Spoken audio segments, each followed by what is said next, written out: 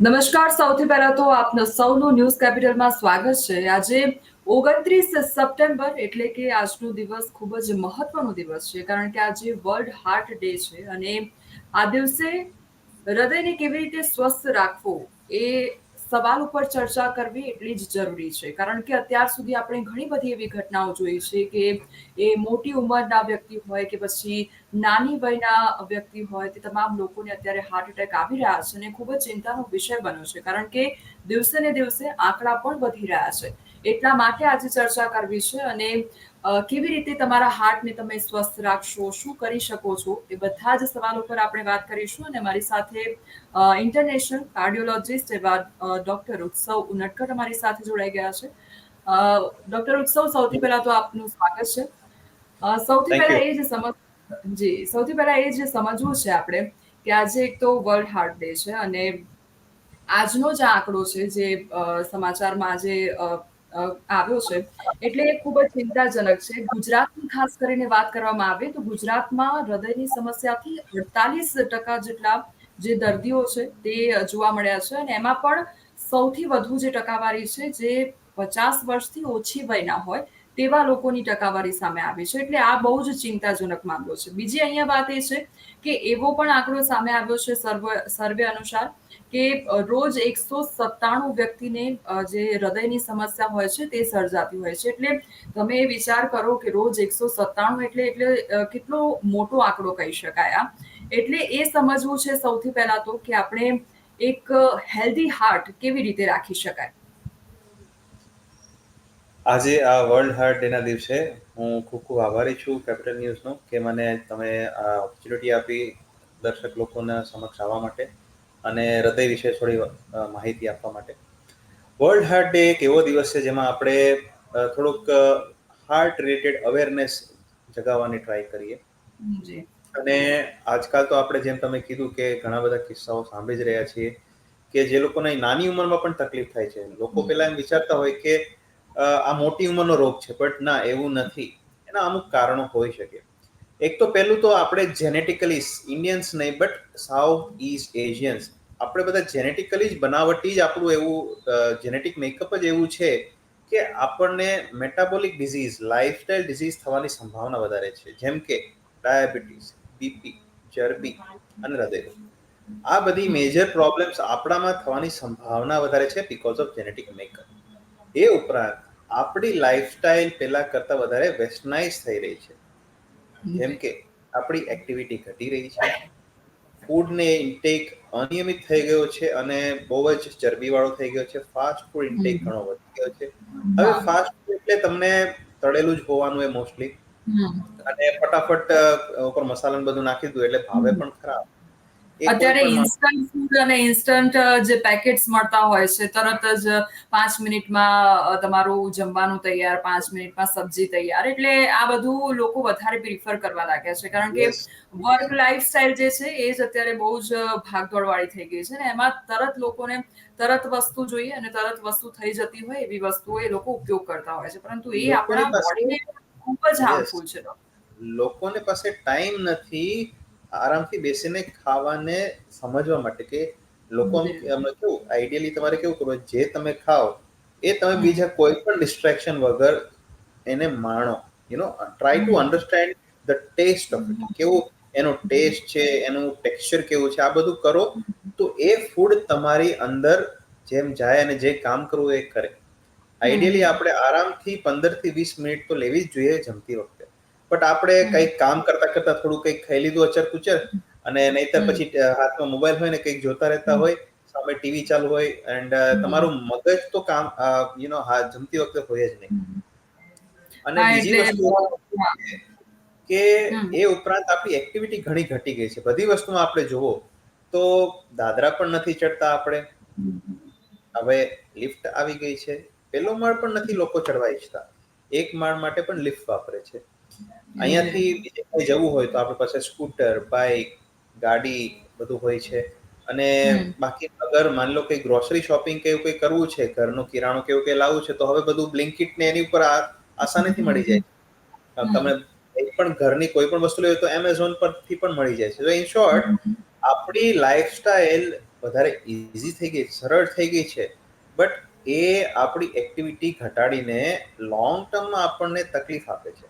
તો આ અમુક બેઝિક વસ્તુઓ છે જેના લીધે આપણા હૃદયની તકલીફો વધી શકતી હોય, અને એ એટલે ઉપરાંત ડે ટુ ડે લાઈફમાં જે આપણને બધું ડોર ટુ ડોર મળી રહ્યું છે અને એના લીધે આ બધી તકલીફો વધી રહી છે. હવે ડોક્ટર, બીજું અહીંયા લાઈફસ્ટાઈલ વિશે જ્યારે વાત થઈ રહી છે ત્યારે લોકોનું અત્યારે જીવન બેઠાડું જીવન થઈ ગયું છે. આપણે પહેલાના જમાનામાં જોતા કે લોકો ખેતી કામ કરવા માટે જતા, એટલી મહેનત કરતા.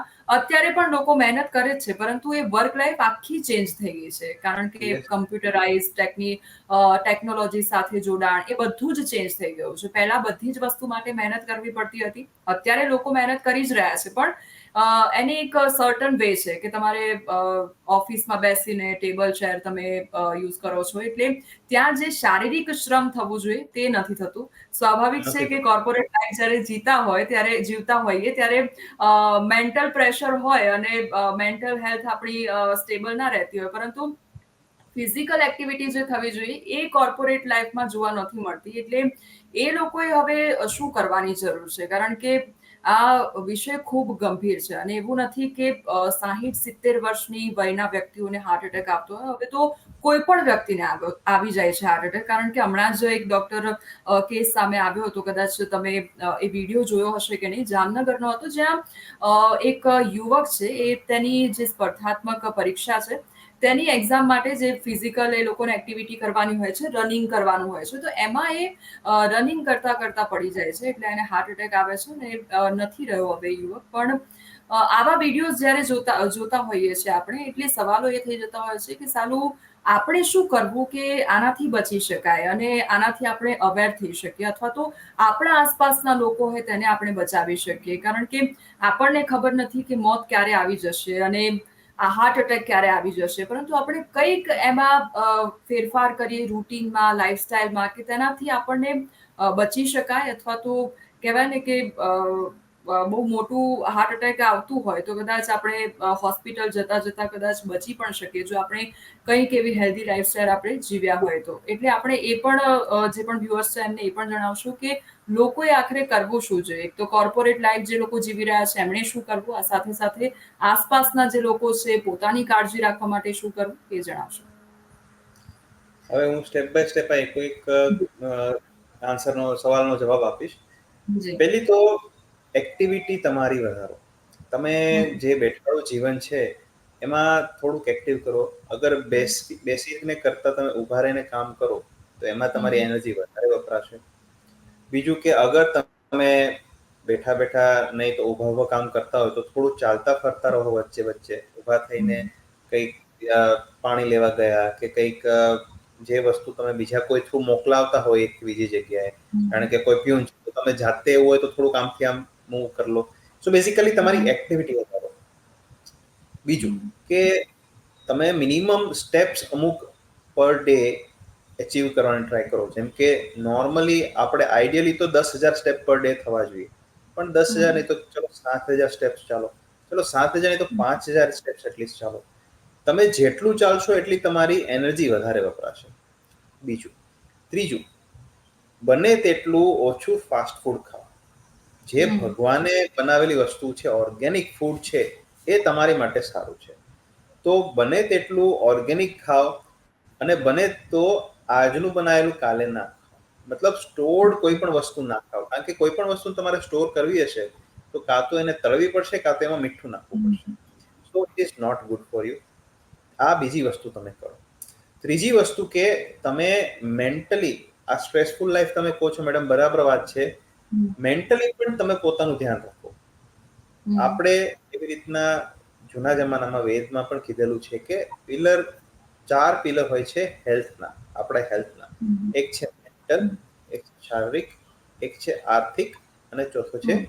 આધ્યાત્મિક. હવે આ હમ. ચારમાંથી એક પણ પાયો વીક હશે, નબળો હશે, તો આપણી હેલ્થ નબળી જ રહેવાની.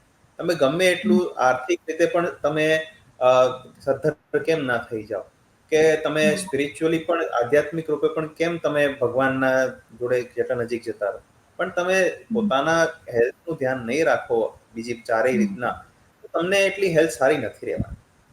હમ. ચોથી વસ્તુ કહું તો યંગ લોકોએ અચાનકથી ફિઝિકલ એક્ટિવિટી હું કહું છું વધારો, તો અચાનકથી એકદમ જુસ્સો ચડી ગયો અને બીજા દિવસથી જીમમાં જઈને તમે વેઇટ્સ ઉઠાવવા માટે એવી રીતના ના કરશો. તમે અચાનકથી દોડવાનું ચાલુ ના કરી દેશો. એક્ઝામ્પલ છે કે તમને ચાલવાની આદત નથી, કે માન લો કે તમે 1 કિલોમીટર ચાલો છો તો સીધા 5 કિલોમીટર ના ચડી જતા. કારણ કે તમારા શરીરની જેટલી આદત હોય એ તમે એનાથી વધારે કરશો તો થોડુંક તકલીફ પડશે શરૂઆતમાં. એટલી બધી પણ વસ્તુ નહીં કરે કે એની આડઅસર થાય કે ઇન્જરી તમને થાય, તો પછી જે કરવાનું છે એ એકદમ ઉલટું થઈ જશે એના કરતા. તો અગર તમે એક્ટિવિટી નથી કરતા તો ધીરે ધીરે કરીને ચાલુ કરો. જરૂર પડે તો ટ્રેનિંગ લો, ટ્રેનર રાખો જીમમાં, કે કોઈની હેલ્પ લો. અગર તમને એક્ટિવિટી કરવાની આદત છે નિયમિત રૂપે, તો એ ધીરે ધીરે કરી વધારો. અચાનકથી જુસ્સામાં આવીને ના વધારો. અને અગર તમને કોઈ બીમારી છે, જેમ કે બીપી, ડાયાબિટીસ, ચરબી કે હૃદયરોગ, તો પ્લીઝ બરાબર. તમારું ચેકઅપ કરાવો. તમે કેટલી લેવલની એક્ટિવિટી કરી શકો એમ છો એ તમારા ડોક્ટર સાહેબ તમારી ચેક કરીને, હાલત ચેક કરીને કહેશે કે આટલા લેવલની એક્ટિવિટી થાય. તમારો ઇસીજી, ઇકો, ટીએમટી બધું જે પ્રમાણે જરૂર લાગે એ પ્રમાણે ડોક્ટર સાહેબ કરશે અને તમને કહેશે કે તમે આટલા લેવલનું કરો. અત્યારે ફિલહાલ તમારા હૃદયની કેપેસિટી આટલી છે. સમય જતા હૃદય સક્ષમ થાય તો ગ્રેજ્યુઅલી વધારવાનું કે, પણ જાતે ડિસિઝન નહીં લો એ બાબતે, કારણ કે તમે કોમ્પ્લિકેશન ખોટે ખોટું કરી નાખશો અગર વધારે તમે નહીં તમે સલાહ લો તો. રાઈટ? હવે વાત આવે છે કે ઇમરજન્સી સારવારમાં શું કરવાનું. ફોર એક્ઝામ્પલ, હૃદયનો હુમલો આપણે ક્યારે વિચારવો જોઈએ? તો કોઈ પણ માણસને છાતીમાં ભારે પણ લાગે, એકદમ ગુંગળામણ થઈ જાય, બેચેની લાગે, પરસેવે રેબઝેબ થઈ જાય, છાતીમાં અસહ્ય પીડા થાય, ચીનથી લઈને સુધી બંને શોલ્ડર વચ્ચે ગમે ત્યાં દુખાવો થાય એ હૃદયનો હોઈ શકે. ખાલી છાતીમાં અહીંયા જ દુખાવો થાય એવું જરૂરી નથી. બરાબર. આવી કોઈ પણ તકલીફ થાય તો તમે, અગર તમારી જોડે સોર્બિટ્રેટની ગોળી છે, જીભ નીચે રાખીને ચગડી શકો છો, ગળવાની નહીં. તો એ અચ્છા. ઇમરજન્સી તમને રિલીફ આપી શકે. અગર એવું કંઈ નથી તો તમે દાદરા ઉતરવા ચડવાનું ના કરશો, ગાડી જાતે ના ચલાવશો અને નજીક કોઈકની હેલ્પ લઈને નજીકની હોસ્પિટલમાં પહોંચી જાઓ. અગર હેલ્પ નથી લઈ શકતા તો આપણી 108 ની સુવિધા બહુ સારી છે. એમાં ફટાફટ ફોન કરી દો, within 10 minutes they will be with you. તો ફટાફટ તમે હોસ્પિટલ જાઓ, ઇગ્નોર ના મારશો. ખાસ કરીને જે બરાબર. લોકોને બીપી, ડાયાબિટીસ, ચરબીનો રોગ છે એ લોકો, પ્લીઝ તમારે છાતીમાં કરાવવો હોય કે કંઈ પણ તકલીફ હોય તો ઇગ્નોર નહીં કરો. એક્ટિવિટી તરીકે ના એને નકારશો. તકલીફ વધી જાય પછી ઇમરજન્સી થઈ જાય પછી જી. પહોંચવું એટલે ડોક્ટર અત્યારે પ્રોબ્લેમ જ એ છે કે પેશન્ટ્સ છે ને જ્યારે આવી કંઈ તકલીફ થતી હોય છે ત્યારે ઇગ્નોર કરી દેતા હોય છે કે ભઈ થોડો ઘણો દુખાવો થઈ રહ્યો છે, કાલે મટી જશે, કાલે નહીં તો એક મેડિકલમાંથી દવા લઈ આવીશું, એટલે દવા લીધા પછી મને રાહત છે. એટલે એમ કરીને 4-5 દિવસ તો એમ જ કાઢી દેતા હોય છે, અને પછી કન્ડિશન ક્રિટિકલ થઈ જાય પછી ડોક્ટર પાસે ભાગતા હોય છે કે હવે ડોક્ટર મને વધુ પડતો દુખાવો થઈ રહ્યો છે, હવે શું કરવું? અને પછી ત્યારે કન્ડિશન હાથમાંથી જતી રહેતી હોય છે, કારણ કે સિચ્યુએશન એટલી ક્રિટિકલ બની ગઈ હોય છે. એટલે વેઇટ લોકોએ ના કરવો જોઈએ. બીજી આપણે યુથની વાત કરી રહ્યા હતા અને આપે એ પણ વાત કરી કે જીમમાં લોકો, હું જ્યારે કસરતની એડવાઇસ આપતો હોય, એક્સરસાઇઝની એડવાઇસ આપતો હોય તો ત્યારે લોકોએ તરત જ એક્સરસાઇઝ ન કરવી જોઈએ એવી વાત કરી આપે. એટલે મારે એ સવાલ કરવો છે કે યુથમાં પણ 2 કેટેગરીઝ આપણને જોવા મળતી હોય છે. એક જે છે કે જે જંક ફૂડ ખાતા હોય છે અને ઇરેગ્યુલર તે લોકોની લાઈફસ્ટાઈલ રહેતી હોય છે. અને બીજું એક યુથ છે, બીજી કેટેગરી છે કે જે હવે આજે ઇન્ફ્લુએન્સર્સ દ્વારા ઇન્ફ્લુઅન્સ કરવામાં આવતા હોય છે લોકોને. અમુક સારા ઇન્ફ્લુએન્સર્સ છે, અમુક અલગ પ્રકારના ઇન્ફ્લુએન્સર્સ છે. એટલે એ લોકો દ્વારા હેલ્ધી લાઈફસ્ટાઈલ કેવી રીતે જીવવી એનાથી લોકો ઇન્ફ્લુઅન્સ થતા હોય છે અને એક ડાયટ ફોલો કરવા માંડતા હોય છે. પછી જીમમાં જવા લાગતા હોય છે, યોગા કરવા લાગતા હોય છે.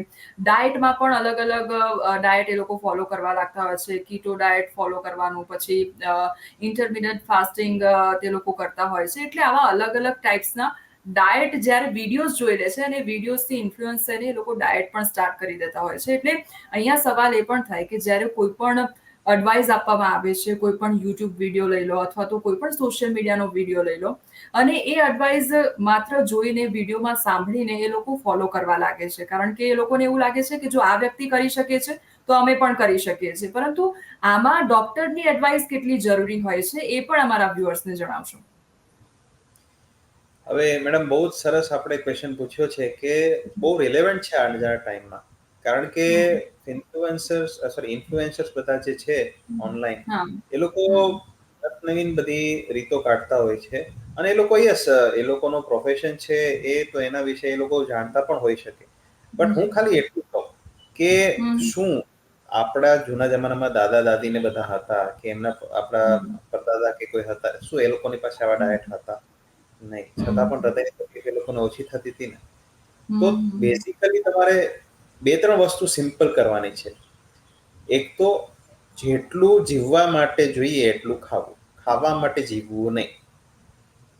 હમ. પહેલું. હમ. બીજું, એટલે ડોક્ટર મેં આજે એવું પણ સાંભળ્યું છે કે સવારે રાજાની જેમ તમે જમો અને સાંજ પડતા તમે સંતની જેમ જમો. એટલે સાંજ પડતા યસ એકદમ મેડમ, ઓછો ખોરાક લો. Yes madam. કારણ કે હમ. તમે આખા દિવસમાં એક્ટિવ વધારે રહેવાના છો સવારના ટાઈમમાં. હમ. બપોરના ટાઈમે હમ. ધીરે ધીરે તમારી એક્ટિવિટી ઘટી જવાની છે. અને રાતના હમ. તમે માન લો કે 8-9 વાગે જમ્યા, પછી તમે કઈ હમ. હેવી વર્ક તો નથી કરવાના હા. ને. તમે ના. માન લો કે ફેમિલી જોડે ટાઈમ સ્પેન્ડ કરશો, થોડું ટીવી જોશો હમ. અથવા થોડું ચાલવા હમ. જશો, પણ તમે હેવી વર્ક નહીં કરો. તમે હમ. બેસીને તમારા ફેમિલી કે ફ્રેન્ડ્સ જોડે રહેવાના. તો હમ. રાતના હેવી નહીં ખાવાનું, એ બીજી વસ્તુ કરવાની. ત્રીજું કે આજનું ખાધેલું કાલે નહીં ખાવાનું. એટલે હમ. આપણે જેમ વાત થઈ એમ સ્ટોર્ડ ફૂડ નહીં ખાવાનું, પેક્ડ ફૂડ નહીં ખાવાનું. અને હમ. ચોથી વસ્તુ એ કે જો ભગવાને જ બનાવ્યું છે પ્રોટીન, કાર્બોહાઈડ્રેટ ને ફેટ અને વિટામિન્સ. હવે આ બધી હમ. વસ્તુ આપણે બનાવી છે તો જરૂરી હશે ત્યારે જ બનાવી હશે. તો હમ. હું જી. ખાલી એટલું કહું છું કે આ ઓન્લી કીટો ડાયટ છે, કે લો હમ. શુગર ડાયટ, હાઈ પ્રોટીન હમ. ડાયટ કે આવી રીતના બધું જે અલગ અલગ પ્રકારના ડાયટ છે, એ ડાયટ હમ. કરવાની જગ્યાએ તમે બધું સમ્યક ભાવે લો, બેલેન્સ ડાયટ ખાઓ, હમ. સમયસર ખાઈ લો અને ઓર્ગેનિક ખાઓ, તો એટલું ખાલી કરો તો પણ બહુ સારું છે. તમે હમ. હમ. એક વસ્તુ સમજો કે લોંગ ટર્મ જે ટકાઈ શકો એ તમારી માટે સારું. હવે આ કીટો ડાયટ ને બધું તમે આજીવન નથી કરી શકવાના. ઇટ ઇઝ વેરી જી. ડિફિકલ્ટ. એ તમે શોર્ટ ટર્મ માટે કરશો અને શોર્ટ ટર્મ હમ. કરીને તમે કંઈ પણ ગેઇન કરશો. એ મારો પોતાનો હમ. એક્સપિરિયન્સ છે અને મારા હમ. બધા ફ્રેન્ડ્સનો પણ એક્સપિરિયન્સ છે કે એ ટ્રાય કર્યું છે અને એ લોંગ ટર્મ ચાલે નહીં. હમ. બરાબર? એ તમારે એટલે લોકો બેલેન્સ અત્યારે ડોક્ટર એવું હોય છે કે શોર્ટ ટર્મમાં રિઝલ્ટ વધારે કેવી રીતે લોંગ ટર્મ મળી શકે? ચાલે. શોર્ટ હા, ટર્મમાં તો એ જે કરવું જ પડે. હા. મારે ડોક્ટર તો ઉત્સવ એક આ લાસ્ટ બધું ક્વેશ્ચન એ ધ્યાનમાં પણ રાખજો. જી. હમ. હમ. મારે એક લાસ્ટ ક્વેશ્ચન એ પણ પ્લીઝ કરવો છે ભાઈ. કે હવે આવનારા સમયમાં નવરાત્રી પણ આવી રહી છે અને નવરાત્રીનું સેલિબ્રેશન આમ તો સ્વાભાવિકપણે આઉટડોર હોય છે, પરંતુ ઘણી બધી જગ્યાએ એવું આયોજન કરવામાં આવતું હોય છે કે ઇન્ડોર જે હોલ હોય ત્યાં આગળ એ લોકો દ્વારા નવરાત્રીનું આયોજન કરવામાં આવતું હોય છે. એટલે ત્યાં આગળ ખૂબ મોટી ભીડ હોય અને એમાં લોકો એક્ઝોસ્ટ થઈ જતા હોય છે, કારણ કે એટલું પ્રોપર વેન્ટિલેશન નથી હોતું. એટલે આ નવરાત્રીમાં લોકોએ અથવા ગ્રાઉન્ડમાં રમતા હોય અથવા તો હોલમાં હોય, ક્યાંય પણ ગરબા રમતા હોય ત્યારે બહુ વધારે પડતું એ લોકો એક જ ટાઈમમાં 2-3 કલાક માટે તરત જ એ લોકો ફિઝિકલી એકદમ એટલા એક્ટિવ થઈ જતા હોય છે, કારણ કે સતત એ લોકો ગરબા રમતા હોય, આટલી ભીડ વચ્ચે વેન્ટિલેશન પ્રોપર ન મળતું હોય. એટલે આ બધી સિચ્યુએશનમાં એ લોકોએ શું ધ્યાન રાખવું પડશે, એક એ સલાહ આપી દો. પહેલું તો મેડમ આપણે અગર કોઈ બીમારી છે, જાણે કે બીપી, હમ. ડાયાબિટીસ, છાતી કે હૃદયરોગ, તો પ્લીઝ તમે ચેકઅપ કરાવો. અગર તમને હમ. કોઈ તકલીફ હોય અને અચાનકથી તમે ગરબા લેવાનું ચાલુ કરશો તો ખોટે ખોટો દુખાવો હમ. થઈ જશે કે શ્વાસ ચડી શકે, ઇશ્યુ થઈ શકે. એટલે હેલ્થ હમ. ચેકઅપ કરાવો. અગર ઓકે હોય તો તમે ગરબાનું કરો, નહીંતર તમારા ડોક્ટરની સલાહ લો. બીજું હમ. કે અચાનક માન લો કે તમે આખું વર્ષ કઈ એક્ટિવિટી કરતા નથી, બેઠાડું જીવન રાખો છો અને અચાનક તમે પછી ગરબા વખતે તમે ફૂલ એમ ઈચ્છા થાય કે જોશમાં એને ગરબા લો, તો તકલીફ થવાની સંભાવના વધી જાય છે. હમ. તો એની માટે અગર આપણે ગરબા પણ લેવા છે તો રેગ્યુલર એક્ટિવિટી પણ રાખો, એક ફિટનેસ લેવલ મેન્ટેન કરશો તો કોમ્પ્લિકેશન રેટ ઓછા થશે. ત્રીજું કે બરાબર. અગર ગરબા લીધા છે તો પછી ખાણી-પીણી જે ત્યાં મળતી હોય એ બહુ હેવી ખાવાનું નહીં ખાવાનું. બને એટલા હમ. લાઈટ સ્ટમકે તમે ગરબા લેશો તો હમ. સારું. તો પછી આપણે તકલીફ હમ. થવાની સંભાવના ઓછી થઈ જાય છે. અને ચોથું, હમ. હાઇડ્રેશન આપનું મેન્ટેન કરજો ગરબા લેતી વખતે. કારણ કે આપણે ઉત્સાહમાં ઘણીવાર પાણીને એ બધું પીવાનું પણ ઓછું કરી દઈએ છીએ કે રહી જાય હમ. છે. પણ આપણો ટાઈમ ઓછો હોય તો વધારે ગરબા ટાઈમ મજા કરી લઈએ એટલે પાણી કે એવું કંઈ ના પીવાનું થાય, એવું થઈ હા. શકે. 4 વસ્તુ આઈ થિંક કરીએ તો I think we should be fine. Okay. Doctor ઉત્સવ, થેન્ક યુ સો મચ. તમે જોડાયા અમારી સાથે અને આટલી સારી જાણકારી અમારા વ્યુઅર્સને આપી એના માટે. Thank you so much. Thank you તો મેડમ. જે પ્રમાણે અત્યારે આજના દિવસ વિશે આપણે વાત કરી રહ્યા છીએ, વર્લ્ડ હાર્ટ ડે, ત્યારે આપણા હૃદયને સમજવું જરૂરી છે અને કેવી રીતે બચી શકાય, જે પણ હૃદય રોગના હુમલા થતા હોય છે તેનાથી કેવી રીતે બચી શકાય અને આપણે શું કરવું જોઈએ એ આપણે ડૉક્ટર પાસેથી જાણ્યું અને તેમને સારી એવી સલાહ આપી છે કે બોડી હાઇડ્રેટ રાખો અથવા તો તમારું જે ડેલી લાઈફસ્ટાઈલ છે તે હેલ્ધી કરો અને હેલ્ધી રૂટીન એક ફોલો કરો. ન કે કોઈ વિડીયોઝ અને એ બધું જોઈને ઇન્ફ્લુઅન્સ ન થાઓ અને ડૉક્ટરની એડવાઇસ લઈને જે પ્રોપર ડાયટ છે તે પણ આપ ફોલો કરો. એટલે આઈ હોપ આ બધી જ વાતો તમને સમજણ આવી હશે અને જે પણ અત્યારે આવનારા સમયમાં નવરાત્રિનો સમયગાળો આવી રહ્યો છે ત્યારે પણ તમે આ એડવાઇસને ફોલો કરો અને પોતાના હૃદયને સ્વસ્થ રાખો, પોતાના હૃદયને હેલ્ધી રાખો.